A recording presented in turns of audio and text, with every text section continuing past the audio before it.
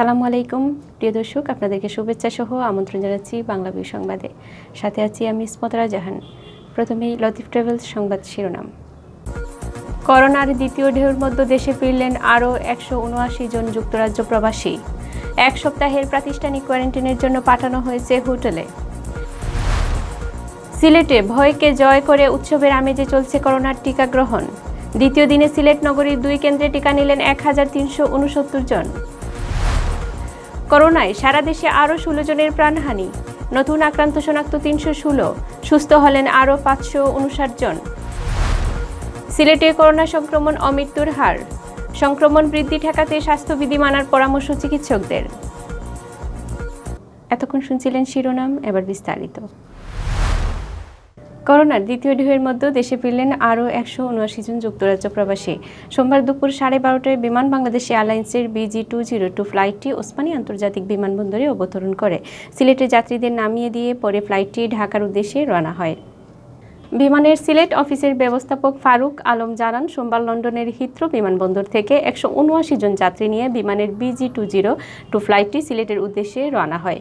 দুপুর 12:30টায় ওসমানীতে অবতরণের পর সিলেটের 134 জন যাত্রীকে নামিয়ে দেওয়া হয়। পরে বাকি 43 জন যাত্রীকে নিয়ে ঢাকাস্থ হযরত শাহজালাল রহমতুল্লাহ আন্তর্জাতিক বিমানবন্দরের উদ্দেশ্যে ফ্লাইটটি ওসমানী বিমানবন্দর ত্যাগ করে। এদিকে প্রবাসীরা বিমানবন্দরে নামার সঙ্গে সঙ্গে সরকারি নিয়ম অনুযায়ী তাদের স্বাস্থ্য পরীক্ষা করে বিশেষ মেডিকেল টিম পরে তাদের কড়া নিরাপত্তায় 7 দিনের প্রাতিষ্ঠানিক কোয়ারেন্টাইনের জন্য নির্ধারিত হোটেলগুলোতেও নিয়ে যাওয়া হয়। সিলেটে ভয়কে জয় করে উৎসবের আমেজে সোমবার করোনার টিকা নিয়েছেন সাধারণ মানুষ। সিলেট নগরীর বাসিন্দারা AMJ ওসমানী মেডিকেল কলেজ হাসপাতাল ও বিভাগীয় পুলিশ হাসপাতালে টিকা নেন। এছাড়া প্রতিটি উপজেলা স্বাস্থ্য কমপ্লেক্সে দেওয়া হয় টিকা নিয়ে অনেককে উচ্ছ্বাস প্রকাশ করতেও দেখা গেছে। করোনার টিকাদান শুরুর দ্বিতীয় দিন সোমবার সকাল হতে টিকা দিতে লোকজন ওসমানী মেডিকেল কলেজ হাসপাতাল সহ নির্ধারিত টিকাদান কেন্দ্রগুলোতে ভিড় করেন। রেজিস্ট্রেশনকৃত টিকা গ্রহণের চূড়া লাইনে দাঁড়িয়ে একে একে টিকা গ্রহণ করেন। সোমবার টিকা গ্রহণকারীদের মধ্যে বেশ কয়েকজন রাজনীতিবিদ, চিকিৎসক, সরকারি কর্মকর্তা ও পেশাজীবী নেতৃবৃন্দ ছিলেন। সোমবার ওসমানী হাসপাতালে 1219 জন টিকা নেন। এর মধ্যে 713 জন পুরুষ ও 356 জন নারী ছিলেন। এছাড়া বিভাগীয় পুলিশ হাসপাতালে টিকা নেওয়া 150 জনের মধ্যে 121 জন পুরুষ ও 29 জন নারী ছিলেন। গেল দুদিনে যারা টিকা নিয়েছেন তারা সবাই ভালো ও সুস্থ আছেন। তাদের কারো শরীরে কোনো ধরনের পার্শ্ব প্রতিক্রিয়া দেখা যায়নি। অপপ্রচারে বিভ্রান্ত না হয়ে সবাইকে টিকা নেওয়ারও আহ্বান জানান চিকিৎসকরা। তাই আমি সবাইকে আহ্বান জানাবো যে সবাই যেন এই ভ্যাকসিন টিকা নেয় এবং নিজেও সুস্থ থাকুক, অন্যকেও সুস্থ থাকায় সাহায্য করুক। গতকালকে 529 জনকে টিকা দিয়েছিলাম। আল্লাহর অশেষ রহমতে সবাই সুস্থ আছেন। এখন পর্যন্ত আমরা একটা রিপোর্টও পাইনি যে কারো অসুস্থতার কোনো খবর আমরা পাইনি। এবং আজকে আমাদের সকালবেলায় যে ভিড় দেখেছি বা যে কিউ দেখেছি, এতে মনে হয়েছে যে মানুষ এত বেশি উদ্বুদ্ধ হয়েছে করোনা টিকা নেওয়ার জন্য।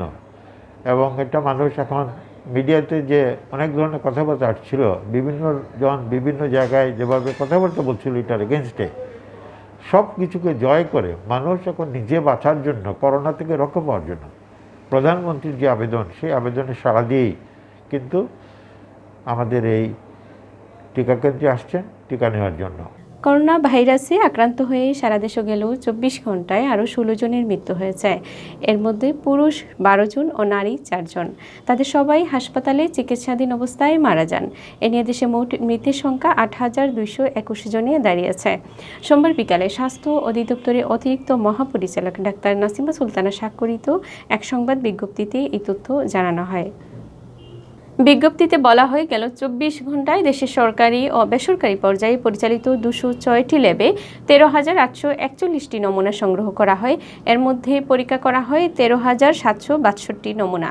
এ নিয়ে দেশে নমুনা পরীক্ষার সংখ্যা দাঁড়ালো 37,62,774টি।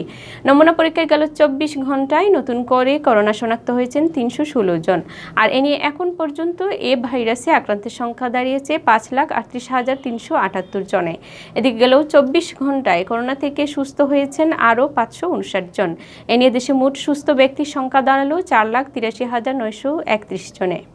বিজ্ঞপ্তিতে আরও জানানো হয়, গেল 24 ঘন্টায় নমুনা পরীক্ষা বিবেচনায় শনাক্তের হার 2.30%, আর এখন পর্যন্ত মোট পরীক্ষায় শনাক্তের হার 14.31%, শনাক্ত বিবেচনায় সুস্থতার হার 79.89% ও শনাক্ত বিবেচনায় মোট মৃত্যুর হার 1.53%। গত বছরের 8 মার্চ দেশে প্রথম করোনা রোগী শনাক্ত হয়। এতে আক্রান্ত হয়ে 18 মার্চ প্রথম একজনের মৃত্যু হয়। সোমবার পর্যন্ত এই ভাইরাসে আক্রান্ত হয়ে মারা যাওয়া 8,221 জনের মধ্যে পুরুষ 6,229 জন ও নারী 1,992 জন।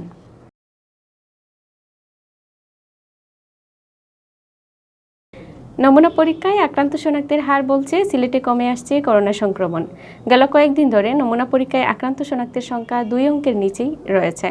একই সাথে কমছে মৃত্যুর ঘটনাও, পাশাপাশি বাড়ছে সুস্থতার হার। এ নিয়ে বিভাগ জুড়ে স্বস্তি বিরাজ করলেও চিকিৎসকরা বলছেন, সংক্রমণ রোধে সবাইকে অবশ্যই স্বাস্থ্যবিধি মানতে হবে। বিশেষ করে ঘর থেকে বের হলে সবাইকে পরতে হবে মাস্ক। সিলেট বিভাগীয় স্বাস্থ্য পরিচালক ডাক্তার সুলতান রাজে স্বাক্ষরিত এক প্রতিবেদনে জানানো হয়, গেল 24 ঘন্টায় সিলেট বিভাগে আরও 3 জনের শরীরে করোনা ভাইরাস শনাক্ত হয়েছে।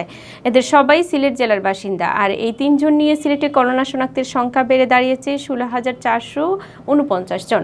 এর মধ্যে সিলেট জেলায় অর্ধেকেরও বেশি 9,601 জন, এছাড়া সুনামগঞ্জে 2,534 জন, হবিগঞ্জে 1,985 জন ও মৌলভীবাজারে 1,929 জনের করোনা শনাক্ত হয়েছে। সিলেট বিভাগে গেল 24 ঘন্টায় সিলেট বিভাগে আরও 20 জনের করোনা আক্রান্ত রোগী সুস্থ হয়েছেন। তারা সবাই সিলেট জেলার বাসিন্দা। আর এ নিয়ে সিলেট বিভাগে করোনা থেকে সুস্থ হলেন 15,226 জন। গেল 24 ঘন্টায় সিলেট বিভাগে করোনায় কেউ প্রাণ হারাননি, তাই মৃতের সংখ্যা আগের মতো 275 আছে। স্বাস্থ্য বিভাগের প্রতিবেদনে বলা হয়, সিলেট বিভাগের 4 জেলায় 40 জন করোনা আক্রান্ত রোগী হাসপাতালে চিকিৎসা নিচ্ছেন, যাদের 38 জন সিলেট জেলার বিভিন্ন হাসপাতালে ও সুনামগঞ্জে 2 জন।